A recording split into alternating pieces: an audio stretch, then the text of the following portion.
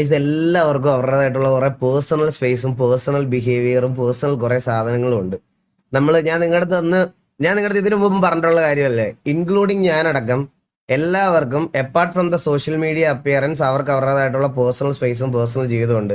നിങ്ങൾ ഒരു ക്യാരക്ടറിനെ അല്ലെങ്കിൽ ഒരാളെ ഇഷ്ടപ്പെടുന്നുണ്ടെങ്കിൽ അവരുടെ അല്ലെങ്കിൽ ഒരു ഒരു ഒരു കോണ്ടന്റ് ഇഷ്ടപ്പെടുന്നെങ്കിൽ അതിനെ മാത്രം ആരാധിക്കുക.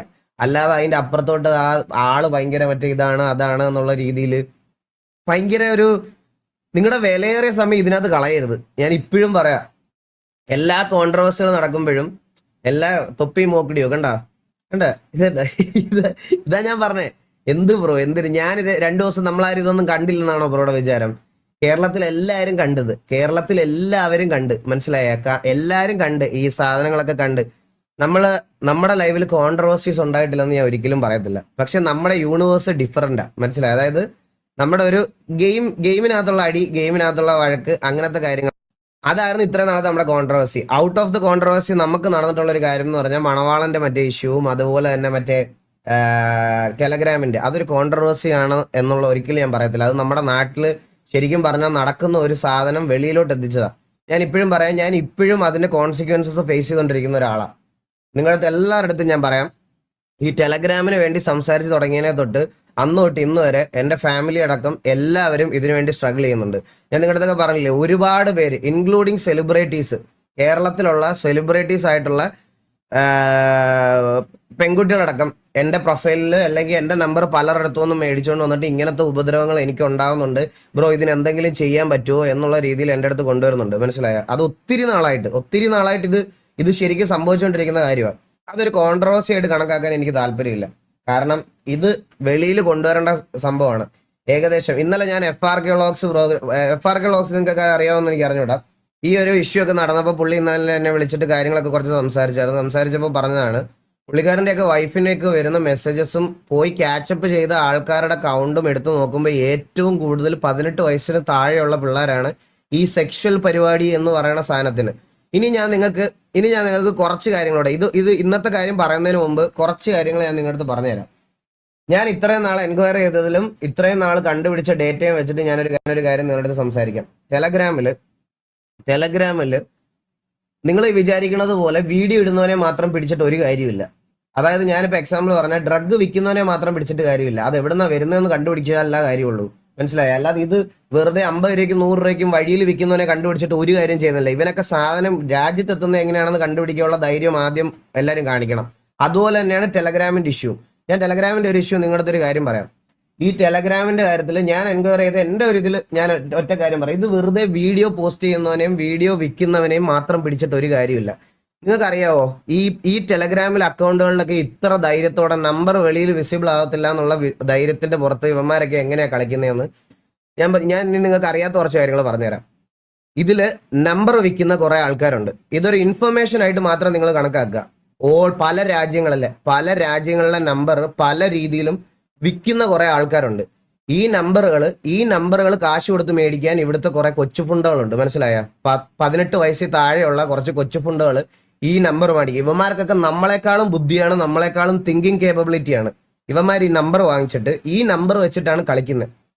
ട്രാക്ക് ചെയ്ത് ചെല്ലുമ്പോഴോ അല്ലെങ്കിൽ നമ്മൾ ഇവന്റെ നമ്പർ ഡീറ്റെയിൽസ് എടുക്കുമ്പോഴോ ആഫ്രിക്കയിലും അമേരിക്കയിലും വേറെ രാജ്യങ്ങളിലുള്ള നമ്പറുകളിൽ നിന്നാണ് ഈ സംഭവങ്ങളെല്ലാം ഇവർ ചെയ്തുകൊണ്ടിരിക്കുന്നത്. മനസ്സിലായ? ഇത് ഫ്രീ ആയിട്ട് കിട്ടുന്നത് കൊണ്ട് കുറച്ച് ദിവസങ്ങൾ യൂസ് ചെയ്യാൻ. ആൻഡ് മോസ്റ്റ് ഓഫ് ദ ആൾക്കാർ ചെയ്യുന്നതെന്ന് പറഞ്ഞാൽ ഈ ഫ്രീ ആയിട്ടുള്ള നമ്പർ എടുത്തിട്ട് അതിൽ ഓൺലൈൻ മണി കളക്ട് ചെയ്യുന്ന പ്ലാറ്റ്ഫോമുകളുണ്ട്. അരുൺ സ്മോക്കി ഒരു വീഡിയോ ചെയ്തത് നിങ്ങളെല്ലാവരും കണ്ടോ എന്ന് എനിക്ക് അറിഞ്ഞൂടാ. അതിൽ പറയുന്നുണ്ട്, പൈസ കളക്ട് ചെയ്യുന്ന ഇവരുടെയൊക്കെ രീതി എന്ന് പറയുന്നത് എയർടെൽ മണിയും അങ്ങനത്തെ പോലത്തെ പ്ലാറ്റ്ഫോമുകളിൽ നിന്നാണ് ഓൺലൈൻ വഴി ഇവർ ഫണ്ടുകൾ കളക്ട് ചെയ്യുന്നത്. ഡയറക്റ്റ് ബാങ്ക് അക്കൗണ്ടോ മറ്റേ പേടിഎമ്മോ ഈ ഗൂഗിൾ പേയോ ഒന്നും കൊടുക്കാതെ ഇതൊക്കെ ചെയ്യുന്ന കുറേ പേരുണ്ട്. മനസ്സിലായ?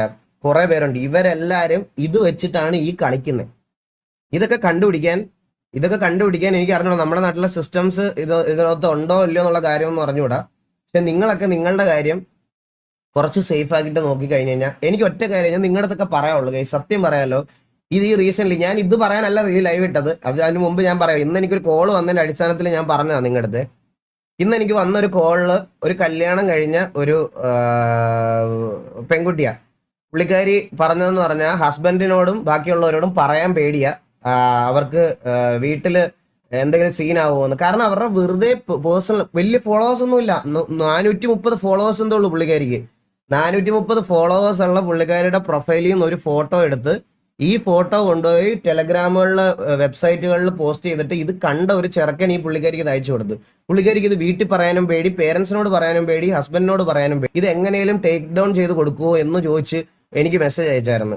ഞാൻ നിങ്ങളുടെ അടുത്തൊരു കാര്യം പറയട്ടെ ഗൈസ്, നിങ്ങളെ പേരൻസിനോടും നിങ്ങളോടും എല്ലാവരും പറയാനുള്ള, നിങ്ങളുടെ അനിയത്തിയോ ചേട്ടനോ ചേച്ചിയോ അച്ഛനോ ആർക്കോ ആയിക്കോട്ടെ, ആരുടെ ഫോട്ടോ അല്ലെ എങ്ങനെ വന്നാലും ജസ്റ്റ് അവർ പറയുന്ന കാര്യം സമാധാനത്തോടൊന്ന് കേൾക്കാനുള്ള മൈൻഡ് സെറ്റ് കാണിക്കണം. ഈ കാലത്ത് ഒരു തെറ്റും ചെയ്തില്ലെങ്കിലും ഇങ്ങനത്തെ രീതിയിൽ കൺവേർട്ടായി വരും അത്, മനസ്സിലായോ? കാരണം അവർ ലിറ്ററലി ഒരു തെറ്റും ചെയ്തിട്ടുണ്ടാവില്ല.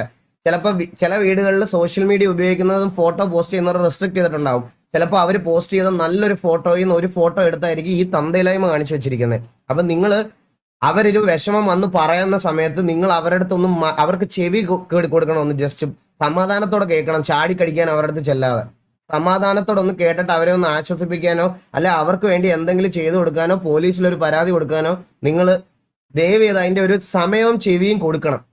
അല്ലാതെ നേരെ ചെന്ന് അവരുടെ അടുത്ത് നീ ഫോട്ടോ ഇട്ടിട്ട് അല്ലേടി അത് ചെയ്തേ എന്ന് പറഞ്ഞിട്ട് നമുക്കൊക്കെ നമ്മുടെ ഫോട്ടോയും നമ്മുടെ അഭിപ്രായങ്ങളും എക്സ്പ്രസ് ചെയ്യാൻ സ്വാതന്ത്ര്യമുള്ള ഒരു നാട്ടിലാണ് നമ്മൾ ജീവിക്കുന്നത്. അത് ജസ്റ്റ് ആലോചിക്കും നിങ്ങൾ എല്ലാവരും. അത് കഴിഞ്ഞിട്ട് മതി ഈ പറയണത് പോലെ ഇവന്മാരെ ക്രിട്ടിസൈസ് ചെയ്യാൻ. നമ്മുടെ ഫ്രീഡത്തെയാണ് ഇവന്മാർ യൂസ് ചെയ്യുന്നത്, മനസ്സിലായ? നമ്മുടെ കോൺസ്റ്റിറ്റ്യൂഷൻ പ്രകാരം നമുക്ക് ഈ പറയണത് പോലെ വീഡിയോ പോസ്റ്റ് ചെയ്യാനോ ഫോട്ടോ പോസ്റ്റ് ചെയ്യാനോ അല്ലെങ്കിൽ നമ്മുടെ ഒരു അഭിപ്രായം പറയാനോ എല്ലാം ഉള്ള റൈറ്റ് ഉണ്ട്. അത് ക്രോസ് ഓവർ ചെയ്യാൻ വേറെ ഒരുത്തിനും റൈറ്റ് ഇല്ല. അത് ക്രോസ് ഓവർ ചെയ്യുന്ന ക്രിമിനൽസിനെയാണ് നിങ്ങൾ ഇവർക്ക് വേണ്ടിയിട്ട് മറ്റേ ചൂടായി ഇവരെ ചിലപ്പോൾ ഡിപ്രഷനിലായി ഇവർ ചിലപ്പോൾ വല്ല പിള്ളേർ മൈൻഡ് കട്ടിയില്ലാത്ത കുറച്ച് പിള്ളേരൊക്കെയാണ് അവരൊക്കെ കയറി എന്തെങ്കിലും ചെയ്ത് എന്ത് ചെയ്യും? സോ ദയവ് ചെയ്ത് ഇങ്ങനത്തെ കേസസ് എനിക്ക് കുറെ വരുന്നുണ്ട് കേസ്. ഇങ്ങനത്തെ കേസസ് കുറെ ഈയിടെയായിട്ട് എനിക്ക് ഇൻസ്റ്റാഗ്രാമിലും വാട്സാപ്പിലും എല്ലാമായിട്ട് പലയിടത്തു നിന്നും വരുന്നുണ്ട്. സോ ദയവ് ചെയ്ത് നിങ്ങൾക്ക് നിങ്ങളുടെ കൂട്ടത്തിലുള്ള ആർക്കെങ്കിലും അങ്ങനെ ഒരു ഇഷ്യൂ ഉണ്ടെങ്കിൽ അവരുടെ കൂടെ കട്ടക്ക് നിൽക്കുക. എടാ എന്റെ പെങ്ങൾ അത് ചെയ്യത്തില്ല, അല്ലെ എന്റെ ചേച്ചി അത് ചെയ്യത്തില്ല, എന്റെ വൈഫ് അത് ചെയ്യത്തില്ല എന്ന് നിങ്ങൾ ഏറ്റവും മുന്നിൽ നിന്ന് പറഞ്ഞാൽ അവർക്ക് ഏറ്റവും കൂടുതൽ ധൈര്യമാണ്. നിങ്ങൾ ആലോചിച്ച് നോക്കിയാൽ എന്റെ വൈഫിന്റെ ഒക്കെ ഫോട്ടോ അടക്കം. എടാ ഞാൻ എന്റെ വിഷമത്തോടെ ഞാനൊരു കാര്യം പറയാം. എന്റെ വൈഫിന്റെ ഒക്കെ പ്രഗ്നന്റ് ആയിരുന്ന സമയത്തെ ഫോട്ടോകൾ എടുത്തു വെച്ചിട്ട് ഈ AI വെച്ച് മറ്റേ അതും ചെയ്തിട്ടുണ്ട്. പ്രഗ്നൻസി ടൈമിൽ ഒരു പെങ്കൊച്ച് അത് കാണുന്ന അവളുടെ അവസ്ഥ നിങ്ങളൊന്ന് ആലോചിച്ച് നോക്കിയേ. നിങ്ങൾ ജസ്റ്റ് ഒന്ന് ആലോചിച്ച് നോക്കിയേ. പ്രഗ്നൻസി ടൈമിൽ ഇത് കാണുന്നത്. എൻ്റെ അടുത്ത് പലവട്ടം ഞാൻ അവളെ അപ്പോഴപ്പോഴേ അല്ല ആ സമയത്തെല്ലാം ഞാൻ അവളുടെ അടുത്ത് പറയാറുണ്ട്, എടാ സ്ട്രോങ് ആയിട്ടിരിക്കും നീ. ഇപ്പൊ എനിക്ക് ഓൾറെഡി ഞാനിങ്ങനെ സ്ട്രീമിംഗ് ഒക്കെ ചെയ്യുന്നുണ്ട്, നമുക്കൊരു ഇതൊക്കെ ഉള്ളതുകൊണ്ട് ഉറപ്പായിട്ടും നമ്മളെ ഇതാക്കാൻ വേണ്ടി ആൾക്കാർ ചെയ്യും എന്നുള്ള രീതിയിൽ അവളെ പറഞ്ഞ് പഠിപ്പിച്ച് മൈൻഡ് സെറ്റിലേക്ക് ഞാൻ കൊണ്ടുവന്നതാണ്. ഇപ്പൊ അവൾക്ക് ഇതൊക്കെ കാണുമ്പോൾ സത്യം പറഞ്ഞാൽ വലിയ അത്രയ്ക്ക് എന്നാലും വിഷമം ഉണ്ടാവും. എന്നോട് എക്സ്പ്രസ് ചെയ്യാറില്ല വലുതായിട്ട്. എന്നോടുള്ള ദേഷ്യത്തിന്റെ പേരിലും അല്ലെങ്കിൽ എന്നോടുള്ള ദേഷ്യത്തിന്റെ അപ്പുറത്തോട്ട് ഈ ഒരു നിങ്ങൾ ചിന്തിച്ചാൽ മതി. ഈ ടെലഗ്രാം സാധനത്തിലോട്ട് സോഷ്യൽ മീഡിയ ആൾക്കാരെ കൊണ്ടുവരാൻ തുടങ്ങിയത് തന്നെ ഈ വീഡിയോ കാണാൻ വന്നവരാ. അല്ലെന്ന് നിങ്ങൾക്ക് പറയാൻ പറ്റുമോ? നമ്മുടെയൊക്കെ വീഡിയോ കാണാൻ വന്ന് എന്റെ ചേച്ചി ഒന്നും ശരിക്കും പറഞ്ഞാൽ അങ്ങനെ വലിയ സോഷ്യൽ മീഡിയ അപ്പിയറൻസ് ഒന്നുമില്ല, വലിയ ഫോളോവേഴ്സ് ഇല്ല, വലിയ അങ്ങനെ ഒന്നും ഇല്ല. എന്നാലും അവരെ വരെ ഇതിനകത്തൊക്കെ ഉൾപ്പെടുത്തിയിട്ടുണ്ട്. ആലോചിക്കുമ്പോൾ വിഷമമുണ്ട്. പക്ഷെ ഇതെനിക്ക് പറയണം തോന്നി. നിങ്ങളുടെ സർക്കിളിലുള്ള ആർക്കെങ്കിലും ഒക്കെ ഇത് വരുന്ന സമയത്ത് ദയവ് ചെയ്ത് കുറച്ചൊക്കെ ഒന്ന് സാവധാനത്തിൽ കാര്യങ്ങൾ ഡീൽ ചെയ്യുക. അത്ര എനിക്ക് പറയാനുള്ളത്. ഈ കാര്യം ജസ്റ്റ് ഞാൻ പറഞ്ഞു തുടങ്ങാനുള്ള ഒരു ഇതാണ്.